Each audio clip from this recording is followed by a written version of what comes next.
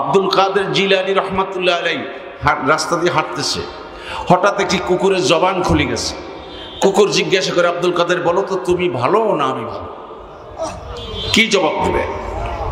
যদি বলে তোমার চেয়ে আমি ভালো, তাহলে ওয়ালাকাদ কাররামনা বনি আদম এই আয়াতের খেলাফ হয়ে যায়।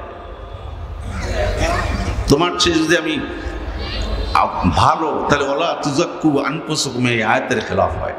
আর যদি বলে তোমার চেয়ে আমি খারাপ, তাহলে ওয়ালাকাদ কাররামনা বনি আদম এই আয়াতের কি হয়? খেলাফ হয়।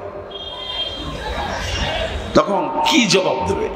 হঠাৎ আল্লাহর পক্ষ থেকে আওয়াজ, দিলের মধ্যে জবাব তৈরি হয়ে গেছে।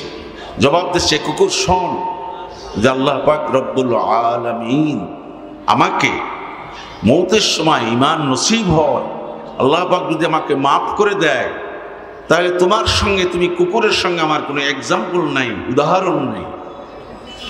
আর যদি খোদা না কাস্তা ও কুকুর, আমি যদি ঈমান না নিয়ে কবরে যাই, আল্লাহ পাক যদি আমাকে মাফ না করে, ও কুকুর তোমার চেয়েও আমি খারাপ। কেননা কুকুর মরিয়া গেলে মাটির সঙ্গে মিশিয়ে যাইবে, কোনো হিসাব নিকাশ লাগবে না। ও বাবা, তুমি আমি যদি মারা যাই, বিনা হিসাব নিকাশে কি মাওলার দরবার থেকে যাওয়া যাবে কিনা? যাইবে নি? যাওয়া সম্ভব নয়। প্রত্যেকটা নেয়ামতের হিসাব মাওলার দরবারে দেওয়া লাগবে। এই জন্য তুমি আমি যে হিসাব তৈরি করিয়া যাওয়া লাগবে। আর যদি কলবরে আত্মশুদ্ধি করিয়া আমল করিয়া মাওলার মোহাব্বত নিয়া আল্লাহর ফজলে কিয়ামতের ময়দানে উঠতে পারি, আল্লাহ পাক রব্বুল আলামিন যখন দেখবে আল্লাহ কপালের মধ্যে নামাজের নূর, জবানে মাওলার জিকিরের নূর, আল্লাহু আকবার, হাতের মধ্যে দান সদকার নূর দেখবে, আল্লাহ পাক ডাক দিয়ে বলবেন, বান্দা যা যা, জান্নাতুল ফেরদাউসের গেট দারোয়ান দাঁড়াইয়া আছে, গেট খোলা আছে, দৌড় মারো।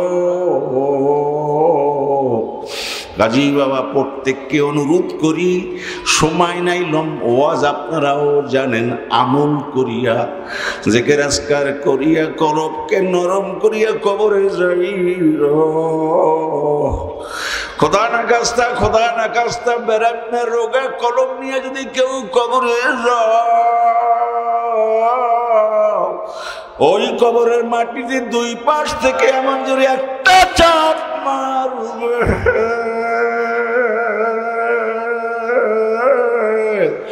চাপের সঙ্গে সঙ্গে এক পাথরের হাড্ডি গুলার এক পাথরে কটকট করিয়া ঢুকিয়া যাইবে। কাজী বাবা নিয়াতে খালেস করিয়া বসো, দিলের খেয়াল মাওলার দিকে ঘুরাইয়া দাও। এক চশমে জাদান গাফাল আজা শাহে নবাসী, শায়াদকে উ নেগা কুনাত আগা নবাসী।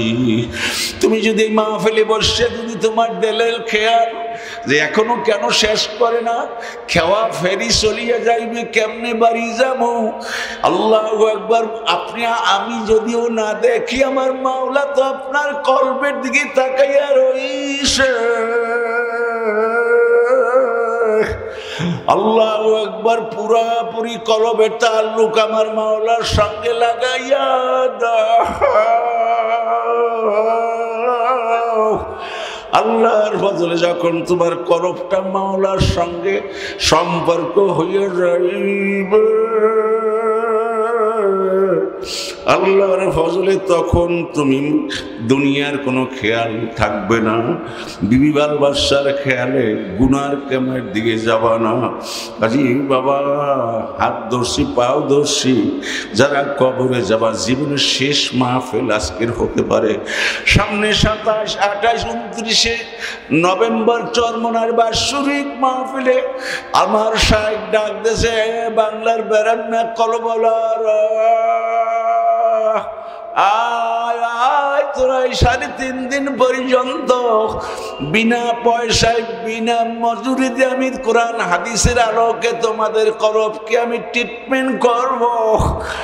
আয় বাংলার বেরান্না কলবলার এ বেনমাজিরা, এ বিপদগামী লোকরা, এ সুৎখোর বাবারা, হাত দর্শী পাওয়া দর্শী, এখনো একজন হক্কানি ওলি আল্লাহদের সোহবতে যাইয়া জিকির আজকার করিয়া মুরাকাবা মুশাহেদা করিয়া কলবকে নরম করিয়া চোখে পানি নিয়ে কবরে যাইয়া।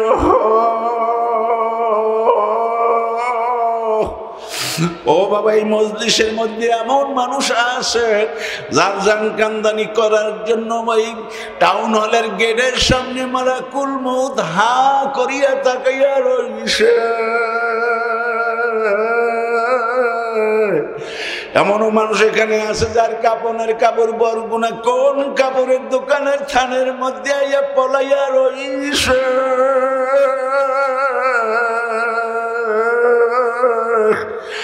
আল্লাহ, আমি যে কথা বলতেছি চেয়ার থেকে নামতে পারবো কিনা আমি জানি না।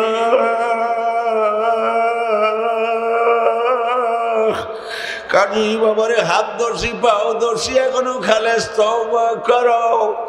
আল্লাহ, আমার শাইখ যখন বয়ান করবে, বয়ানের পরে বয়াত করবে। আল্লাহু আকবার। যোগ্য ডাক্তারের কাছে যাইও, অযোগ্য ডাক্তারের সোহবতে যাইয়া তার পরামর্শ অনুযায়ী চলিয়া জাহান্নামে যাইও না। আল্লাহু আকবার, আল্লাহু আকবার। কাজী বাবা, পাঁচ ঔষধ সবাই মানবেন। হালকায় জেকের ঠিক মতো করবেন। হালকা প্রায় জায়গায় বন্ধ আসে। আমার কাছে বহু তথ্য আছে বিভিন্ন উপজেলার। কাজী সকল মুজাহিদ ভাইদেরকে অনুরোধ করব, পুরান হালকাগুলাকে আবার জীবিতকরণ লাগবে।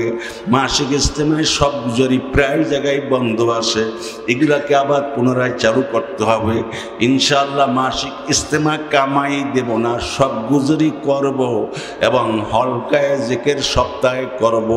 এরকম নিয়ত কে করতে পারি তার আল্লাহু আকবার বলে হাজার।